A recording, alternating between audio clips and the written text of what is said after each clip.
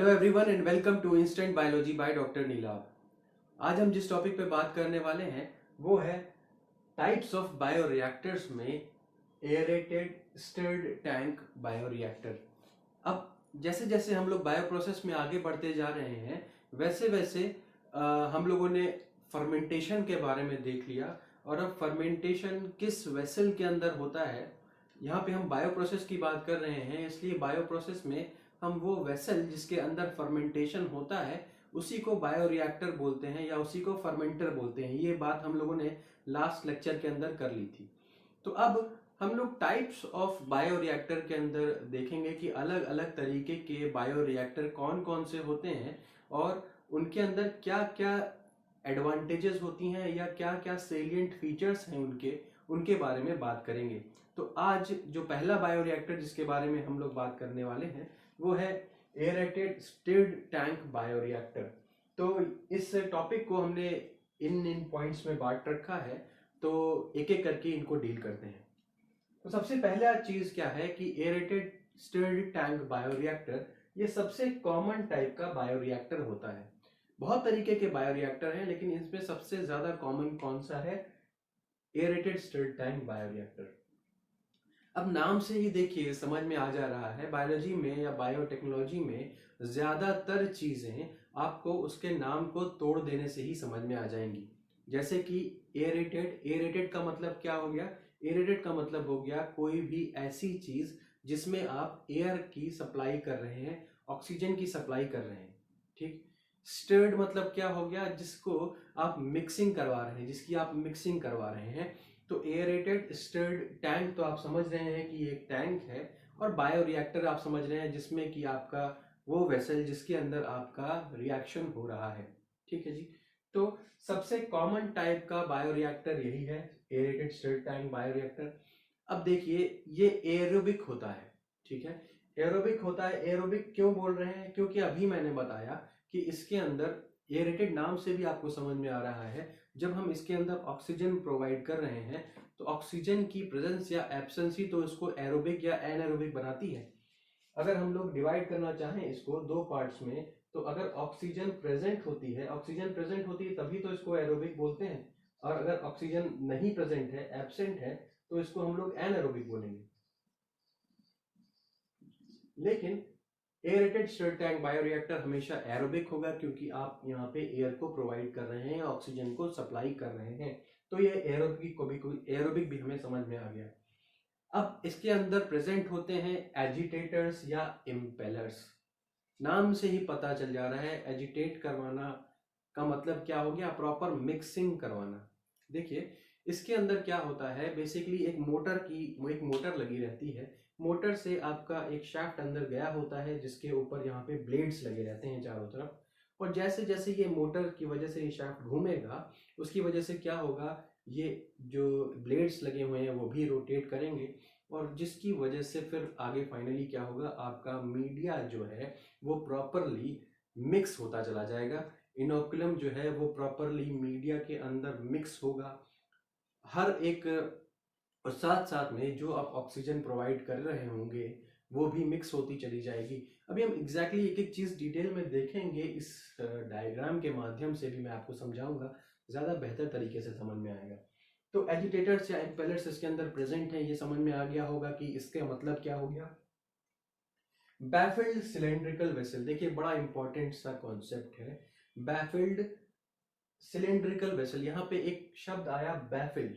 ठीक है, बैफिल्ड इसका मतलब क्या हो गया? इसके अंदर बैफिल्स पाए जा रहे हैं। अब देखिए अगर आप इसको स्टिर्ड टैंक बायोरिएक्टर को समझें तो स्टिर्ड टैंक बायोरिएक्टर के अंदर क्या होगा, यहाँ पे साइड साइड्स में एक ऐसे चीजें लगी रहती हैं, एक एंकर टाइप की चीजें लगी रहती हैं इधर भी और इधर भी। उसका पर्पस क्या होता है? उसका पर्पस सिर्फ इतना सा है कि जैसे जैसे ये लिक्विड मूव करे तो जो नीचे वॉर्टेक्स बनता जाता है ना, वो नहीं बने।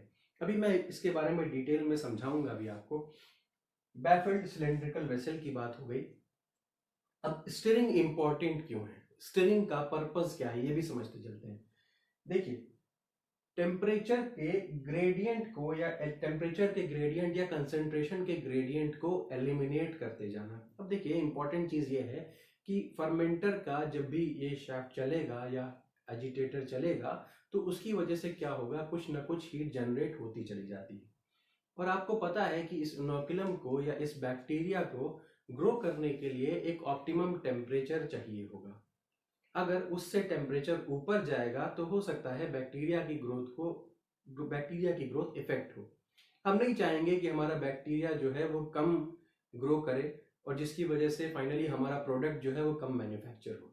इसी वजह से हमें टेम्परेचर का खास ख्याल रखना पड़ता है। अब टेम्परेचर का खास ख्याल रखने का मतलब क्या हुआ, हम लोग टेम्परेचर या हीट एक्सचेंजर्स लगा देते हैं, जिससे कि हीट एक्सचेंजर्स लगा देते हैं आपके फर्मेंटर के साथ में, जिसकी वजह से क्या होता है, अगर ज्यादा हीट प्रोड्यूस हो रही होती है, यानी कि जितना रिक्वायर्ड है, अगर उससे ज्यादा टेम्परेचर बढ़ने लगता है या हीट प्रोड्यूस होने लगती है आपके फर्मेंटर के अंदर, तो क्या होता है, वो हीट जो है आपका हीट एक्सचेंजर उसको यूज कर लेता है और टेम्परेचर वापस जितना पहले था उतने पे ही आ जाता है, तो हमारा नुकसान नहीं होता। ठीक। प्रॉपर एरेशन करने के लिए भी, यानी कि जो ऑक्सीजन की सप्लाई आप कर रहे हैं फर्मेंटर के अंदर, भाई वो किसी एक पॉइंट से निकल रहा होगा ना, ऑक्सीजन जो है वो किसी एक पॉइंट से निकल रहा होगा। इस ऑक्सीजन जहां से एक पॉइंट से जिस पॉइंट से निकल रहा है ऑक्सीजन, उस ऑक्सीजन को हमें प्रॉपरली क्या करना है, रोटेट करवाना है या पूरे फर्मेंटर के अंदर उसको पहुंचा देना है, किसी एक जगह ना रह जाए ऑक्सीजन। इसीलिए हमें उसको प्रॉपरली मिक्स करना पड़ता है। अभी हम बहुत डिटेल में इसके बारे में भी बात करेंगे। हीट ट्रांसफर की बात हमने आपको समझाई दी कि ऐसे हीट एक्सचेंजर्स लगे रहते हैं जिससे के थ्रू हीट का ट्रांसफर हो सके। सस्पेंडेड सेल्स, अब कुछ सेल्स जो हैं वो न्यूचे की तरफ बैठने लगेंगे। हम नहीं चाहते कि सेल्स जो है नीचे की तरफ बैठे, हम चाहते हैं कि सेल्स प्रॉपरली चारों तरफ सर्कुलेट होते रहें, जिससे कि वो मैक्सिमम न्यूट्रिएंट के कांटेक्ट में आए, अपनी ग्रोथ करें, और उनकी ग्रोथ होगी साथ में तो मेरा प्रोडक्ट भी बनता चला जाएगा। तो सस्पेंडेड सेल्स की बात भी हो गई। अब बात करते हैं इसकी एडवांटेज की, क्योंकि इसमें हीट और मास ट्रांसफर जो है वो बहुत अच्छी तरीके से होता है, इसीलिए ये इसका एक एडवांटेज है। और साथ ही साथ ये क्यों हो रहा है, क्योंकि मिक्सिंग बड़ी अच्छे तरीके से इसके अंदर होती है। चलिए अब एक एक पॉइंट हम लोग देखते चलते हैं कि किस तरीके से क्या चीजें हो रही हैं। शुरुआत करते हैं यहां से, मोटर टर्निंग पैडल्स। यहाँ पे क्या है, एक मोटर लगा हुआ है, जैसे कि मैंने आपको बताया था। थोड़ा बहुत डिजाइन में चेंज हो सकता है डिपेंडिंग अपॉन द पर्पस, कि पर्पस क्या है, जो भी आपका जो फर्मेंटर जो प्रोड्यूस करने वाला है उसका वो किस तरीके की चीज है, तो थोड़ा बहुत डिजाइनिंग उस चीज के ऊपर डिपेंड कर सकती है, बट मोर और लेस जैसा ही कुछ फर्मेंटर जो है वो आपको दिखेगा। तो मोटर टर्निंग प्लेट है, यानी कि यहाँ पे मोटर लगा हुआ है, ये इसका शाफ्ट है, और इस शाफ्ट के ऊपर देखिए ये ब्लेड्स लगे हुए हैं, देख पा रहे होंगे आप ब्लेड्स का नंबर और साइज जो है वो वेरी करता रहता है।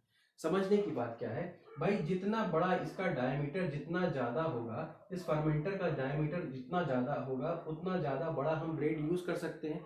अब ऐसा हम नहीं करेंगे कि इस ब्लेड का डायमीटर इस ब्लेड का जो साइज है वो बहुत ज्यादा बढ़ा दें और वो टच करने लगे इस आउटर जो जैकेट है उससे टच करने लगे, हम ये बिल्कुल भी नहीं चाहेंगे। तो क्या होगा, इस फर्मेंटर का या इसका जो ब्लेड्स है उसका साइज हमें उसी रेशियो में रखना पड़ेगा जितना बड़ा हमारा फर्मेंटर है। जितना ज्यादा बड़ा फर्मेंटर होगा तो छोटी ब्लेड वैसे भी नहीं काम करेगी, क्योंकि वो प्रॉपरली रोटेट नहीं करवा पाएगी। बात समझ रहे होंगे।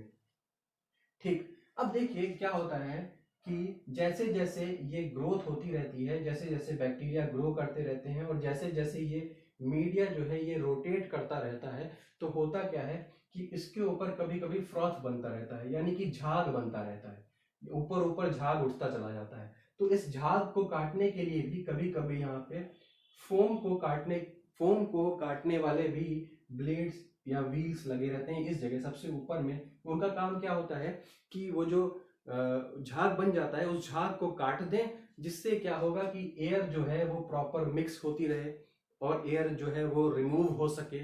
तो एयर को प्रॉपरली रेगुलेट करने के लिए इस झाग को काटने के लिए कभी कभी यहाँ पे पैडल्स या व्हील्स लगे रहते हैं सबसे टॉप पोजीशन पे इस जगह पे। इस डायग्राम में हमने सिंपल चीजें दिखाई हैं, कॉम्प्लिकेटेड मैं आपको धीमे धीमे बताता रहूंगा इसके साथ साथ में। तो ये एक बात हो गई। ठीक। चलिए अब क्या है कि दूसरी चीज मैं जो यहाँ पे बताना चाहूंगा वो क्या है, एयर सप्लाई। हम लोग जो एयर की सप्लाई कर रहे हैं वो यहाँ नीचे से करते हैं, और जस्ट क्या होता है, जस्ट इस इन जो ये हमारा एजिटेटर है या इम्पेलर है, इसके जस्ट नीचे यहाँ कहीं पे ऑक्सीजन जो है वो इस फर्मेंटर के अंदर एंटर करती है। वो कौन सी चीज है, इंपॉर्टेंट क्वेश्चन है, वो कौन सा डिवाइस है, वो कौन सा इंस्ट्रूमेंट है जहां से, जिसकी मदद से आपका ऑक्सीजन जो है वो फर्मेंटर के अंदर जाता है। तो नाम याद रखिएगा, स्पार्जर है। स्पार्जर भी कई तरीके के होते हैं, अभी खैर उसके ऊपर हम नहीं जाएंगे यहाँ पे। तो एयर फिल्टर होने के बाद, फिल्टर का मतलब क्या होगा, कोई कंटामिनेंट उसके अंदर ना चला जाए, कोई ऐसा बैक्टीरिया ना चला जाए जो हम नहीं चाहते, और जो हमारे इन बैक्टीरियाज के अलावा कोई और बैक्टीरिया ना चला जाए इसके अंदर। तो इसीलिए हम क्या करते हैं, फिल्टर लगाते हैं, और फिल्टर लगाने के बाद ये ऑक्सीजन जो है वो इसके अंदर, इस फर्मेंटर के अंदर चला जाता है। ये एक चीज क्लियर हुई होगी। अब ये जो आपके पैडल्स हैं या व्हील्स हैं, ये क्या करते हैं, ये मीडिया को तो रोटेट करते ही करते हैं, साथ में अगर आप पानी के अंदर, अगर आपने कभी कोल्ड ड्रिंक हो, कोल्ड ड्रिंक के अंदर आपने स्ट्रॉ से आप कोल्ड ड्रिंक पी रहे हो, और कोल्ड ड्रिंक स्ट्रॉ में आप अंदर फूकें तो क्या होगा, नीचे बबल उठने लगेगा। तो सेम चीज यहाँ भी है, अगर हम एयर सप्लाई अंदर कर रहे हैं तो यहाँ क्या होगा, बबल जो है वो निकल निकल के आएंगे, बट बबल का साइज जो होगा वो बहुत बड़ा होगा। हमें क्या करना है, साइज को बहुत छोटा छोटा करना है, तभी क्या होंगे, उसको यूटिलाइज करना और उनकी मोबिलिटी हमारे लिए ज्यादा आसान हो जाएगी।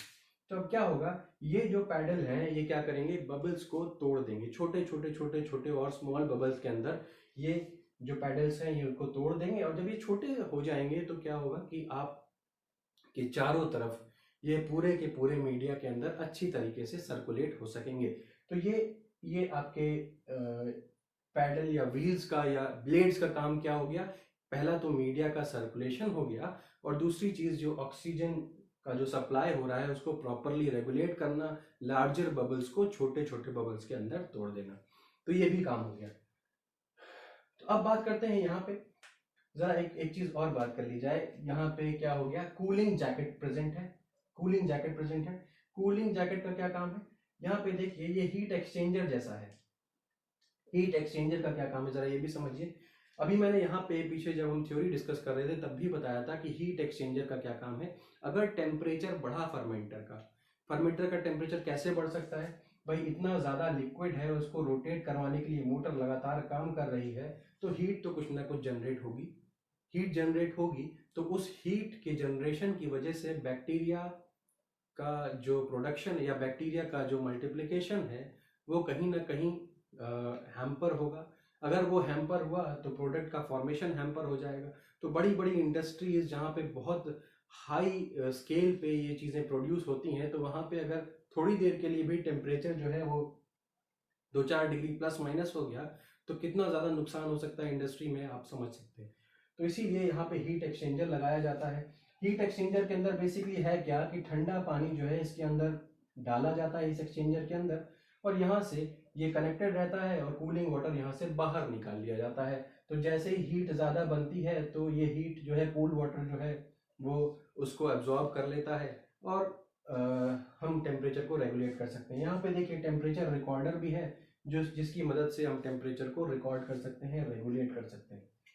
ठीक, अब क्या होगा, क्योंकि इसके अंदर जो बैक्टीरिया है वो सरवाइव कर रहा है, कुछ ना कुछ गैसेस या एयर प्रोड्यूस होगी, उसको क्या करेंगे, उसको हमें निकालना भी है बाहर। तो यहाँ से वो एयर आउट का एक आउटलेट बना रखा है जिससे कि एयर जो है वो बाहर भी निकलती हुई चली जाएगी। अब आते हैं बैफल्स के ऊपर, हमने यहाँ बैफल की बात भी की थी। बैफल क्या होता है, कुछ इस तरीके के, यहाँ पे इस जगह पे ऐसे या ऐसे डिवाइसेस हैं, या एक तरीके से आप कह सकते हैं रॉड्स टाइप के हैं। उनसे क्या होगा, वो यहाँ पे लगे रहते हैं। मैंने इसके अंदर नहीं बनाया है क्योंकि मैं इसमें सिंपल डायग्राम बनाना चाहता था, बट आप इतना समझिए कि वो इस तरीके से कुछ खड़े हुए रॉड्स टाइप के होते हैं। अब उनका काम क्या होता है जरा समझिए। कभी आपने किसी वेसल के अंदर अगर पानी भर रखा हो तो और उसको जोर से हिलाना शुरू करिए, तो क्या होगा, नीचे की तरफ वोर्टेक्स या भंवर जैसा बनने लगता है। अब जरा सोचिए, जब भंवर बनने लगता है तो मिक्सिंग प्रॉपर नहीं हो पाएगी। अगर आप उसके अंदर कोई चीज डाल दें और लगातार घुमाएं उसको ऐसे एक ही डायरेक्शन में, तो क्या होगा, मिक्सिंग जो है उतनी अच्छी नहीं हो पाएगी। तो मिक्सिंग प्रॉपर हो उसके लिए यहाँ पे बैफल्स लगा दिए जाते हैं। जब बैफल लग जाता है, और आपने कभी ट्राई करिएगा एक एक्सपेरिमेंट के तौर पे ही, जब वेसल के अंदर आप इस तरीके के कुछ रॉड्स टाइप के लगा देंगे और तब घुमाएंगे तो भंवर नहीं बनेगा।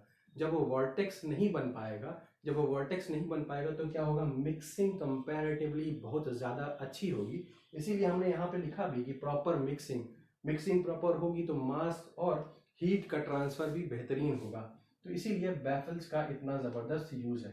बात एयर आउटलेट की भी हो गई, बात हो गई कूलिंग जैकेट की भी, पैडल व्हील्स की भी बात हो गई, और फाइनली यहाँ से ये टैप बना हुआ है जिसकी हेल्प से हम अपने जो प्रोडक्ट है उसको यहाँ से निकाल सकते हैं। तो प्लस और माइनस कुछ इसी तरीके का आपका जो स्ट्रक्चर होता है एरेटेड स्टिर्ड टैंक बायोरिएक्टर का। इसके अंदर आप और भी इंडस्ट्रीज में, और अगर उनको कुछ अलग टाइप का प्रोडक्ट जिसमें आपको पीएच वगैरह भी रेगुलेट करना है, वो भी अगर ज़रूरत होती है तो इसके अंदर उन सारी चीज़ों की भी सुविधाएं लगाई जाती हैं, वो सारी चीज़ें भी इसके अंदर डाली जाती हैं। तो देखिए कुल मिलाकर के हम लोगों ने सारी चीज़ों की बात कर ली। एरोबिक हो गया, देखिए यहाँ से हम लोग एयर सप्लाई कर रहे हैं। एजिटेटर इम्पेलर की बात हमने बता दी आपको। बैफिल्ड सिलेंड्रिकल वेसल की बात हमने आपको बता दी। टेम्परेचर या कंसेंट्रेशन ग्रेडियंट्स को कैसे नलीफाई करेंगे यहाँ पे वो हम लोगों ने देख लिया। एयरेशन किस तरीके से प्रॉपर होगा वो भी देख लिया। हीट ट्रांसफर कैसे हो रहा है उसके बारे में बात कर ली।